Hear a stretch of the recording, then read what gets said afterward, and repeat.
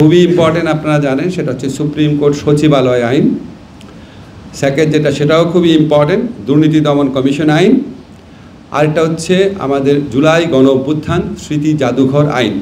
Last তিনটা আইন নীতিগতভাবে অনুমোদন হয়েছে, আর একটু আমাদের ডিসকাশন করতে হতে পারে। চূড়ান্ত অনুমোদনের জন্য আবার উপদেষ্টা পরিষদে তোলা হবে। তো চূড়ান্তভাবে যে আইনটা অনুমোদন হয়েছে, এটা খুবই যুগান্তকারী একটা আইন। আমি বলবো বাংলাদেশ শ্রম আইন অ্যামেন্ডমেন্ট অর্ডিন্যান্স। এখানে আমাদের শ্রমিকদের স্বার্থ রক্ষার জন্য, তাদের কল্যাণে অনেকগুলো পদক্ষেপ নেওয়া হয়েছে। 90টা সেকশনে অ্যামেন্ডমেন্ট আনা হয়েছে, 3টা শিডিউলে। 90টা সেকশন এবং 3টা শিডিউলে অ্যামেন্ডমেন্ট আনা হয়েছে। সবটা আমি বলতে পারবো না, কয়েকটা জিনিস শুধু বলি।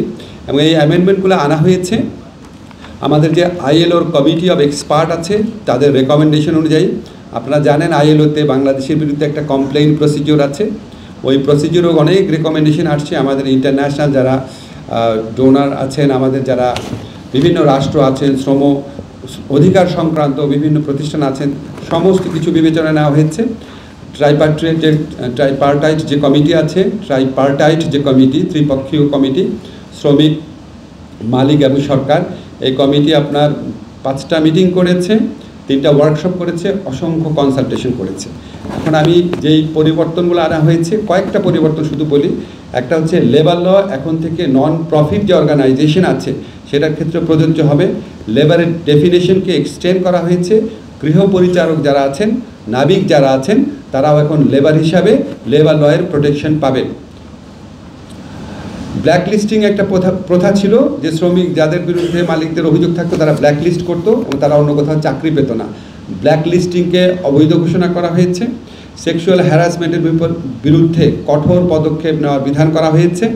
প্রসূতি যারা আছেন তাদের ওয়েলফেয়ার বেনিফিট, যারা নারী আপনার শ্রমিক আছেন ওনাদের মধ্যে যারা প্রসূতি থাকবে তাদের ওয়েলফেয়ার বেনিফিটটা অনেক বাড়ানো হয়েছে। ট্রেড ইউনিয়ন গঠন এবং রেজিস্ট্রেশন অনেক সহজ করা হয়েছে। ওয়ার্কারদের মধ্যে ডিসক্রিমিনেশন, আপনারা জানেন একই কাজ ছেলেরা এবং মেয়েরা করলে মেয়েদেরকে কম বেতন দেওয়া হতো, সেই ডিসক্রিমিনেশনকে নিষিদ্ধ করা হয়েছে। বিকল্প বিরোধ যে নিষ্পত্তি, সেটার বিধান শক্তিশালী করা হয়েছে। অ্যাক্সিডেন্ট কম্পেনসেশন ফান্ড, যে দুর্ঘটনায় যদি হয় কর্মস্থলে, সেটার জন্য একটা ফান্ড গঠনের প্রস্তুত করা হয়েছে। দুর্ঘটনায় যারা শিকার হবেন তাদের পুনর্বাসনের জন্য বা তাদের চিকিৎসার জন্য। আরও অনেক পরিবর্তন হয়েছে, সব আমি বলতে পারবো না। আরপিওর ক্ষেত্রে যে ইম্পর্টেন্ট অ্যামেন্ডমেন্ট গণপ্রতিনিধিত্ব আদেশে, সেটা হচ্ছে ইভিএম রিলেটেড যে বিধান ছিল সেগুলি বিলুপ্ত করা হয়েছে। আইন শৃঙ্খলা রক্ষাকারী বাহিনীর যে ডেফিনেশন, সেখানে আর্মি, নেভি এবং এয়ারফোর্সকে ইনক্লুড করা হয়েছে। পলাতক ব্যক্তি যারা থাকবে বিভিন্ন মামলাতে, পলাতক ব্যক্তিরা ইলেকশন করতে পারবে না, সেটা ইনক্লুড করা হয়েছে। জেলায় যে ইলেকশন অফিসগুলো আছে সেটা ডিস্ট্রিক্ট ইলেকশন অফিসার ঠিক করবেন, এটা বিধান করা হয়েছে।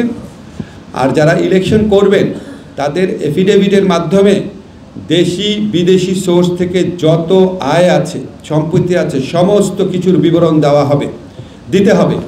এবং এই সমস্ত কিছু আজকে আমাদের মাননীয় প্রধান উপদেষ্টায় নির্দেশ দিয়েছেন। নির্বাচনে যারা প্রার্থী থাকবেন ওনাদের দেশি সোর্সে, বিদেশি সোর্সে ইনকাম, সম্পত্তি, সমস্ত কিছুর বিবরণ নির্বাচন কমিশনকে দিতে হবে এবং এটা আমরা ওয়েবসাইটে পাবলিক করে দিব। সবাই জানবে আপনাদের এলাকার যে প্রার্থী আছে কার কত ইনকাম, কোথার থেকে ইনকাম, কী সম্পত্তি, এটা সবার জন্য উন্মুক্ত করে দেওয়ার নির্দেশ উনি দিয়েছেন। এই সংক্রান্ত একটা পরিবর্তন, এই সংক্রান্ত একটা বিধান এই আইনে থাকবে। তারপর হচ্ছে জামানতের যে পরিমাণ, সেটা 20,000 ছিল, এটা 50,000 করা হয়েছে। নো ভোটের একটা বিধান করা হয়েছে। যেই নির্বাচনে একজন প্রার্থী থাকবে, আপনাদের 2014 সনের ভুয়া ইলেকশনের স্মৃতি নিশ্চয়ই মনে আছে, 153টা না 54টা আসনে একজন প্রার্থী ছিল, সাজানো নির্বাচন ছিল। এই ধরনের নির্বাচন যেন না হয়। একজন প্রার্থী থাকলে সেখানে যারা ভোটার আছে তারা না ভোট দিতে পারবে, যেই প্রার্থী পছন্দ না, তখন সেখানে আবার নির্বাচন হবে। জোটের ক্ষেত্রে যদি নির্বাচনী জোট হয়, জোটের অংশ হলেও দলের যে প্রতীক সেটাতে ইলেকশন করতে হবে, যাতে ভোটাররা ক্লিয়ার আইডিয়া পান যে কোন দলের। তারপর যারা ইলেকশনে কাজে ব্যস্ত থাকেন, আমাদের আইন শৃঙ্খলা রক্ষাকারী বাহিনী, প্রিজাইডিং অফিসার বা রিটার্নিং অফিসার, যারা নির্বাচনী কাজে ব্যস্ত থাকেন, লক্ষ লক্ষ মানুষ নির্বাচনী কাজে ব্যস্ত থাকেন, ওনাদের ভোট দেওয়ার স্কোপ ছিল না। আমাদের বিধান করেছি যে পোস্টাল ব্যালটে ওনারা ভোট দেবেন। আমাদের যারা প্রবাসী আছেন ওনারা পোস্টাল ব্যালটে ভোট দিবেন, ইলেকশন কার্যক্রমে যারা নিয়োজিত থাকবেন তারাও পোস্টাল ব্যালটে ভোট দিবেন। তারপরে ভোট কাউন্টিংয়ের জায়গাতে মিডিয়ার প্রেজেন্স, মিডিয়া থাকতে পারবে সেটার বিধান করা হয়েছে। আর যারা রাজনৈতিক দলকে টাকা পয়সা দিবেন, দান অনুদান বা চাঁদা যেভাবেই হোক না কেন, 50,000 টাকা বা তার বেশি হলে এটা ব্যাংকিং চ্যানেলের মাধ্যমে দিতে হবে এবং যিনি দিবেন তার ট্যাক্স রিটার্নটাও জমা দিতে হবে সেখানে। আর ইলেকশন কমিশন একটা আগে আপনারা জানেন আগের আইনে বিধান ছিল যে কোনো একটা নির্বাচনী এলাকায় যদি কোনো ভোট কেন্দ্রে আপনার গণ্ডগোল হতো সে ভোট কেন্দ্রের ফলাফল বাতিল করার বিধান ছিল। এখন নির্বাচন কমিশন যদি মনে করে একটা নির্বাচনী এলাকাতেই এত বেশি অনিয়ম হয়েছে যে পুরো নির্বাচনী এলাকার ভোটই বাতিল করা উচিত, তাহলে ইলেকশন কমিশন সেটা করতে পারবে, সেই ক্ষমতা দেওয়া হয়েছে।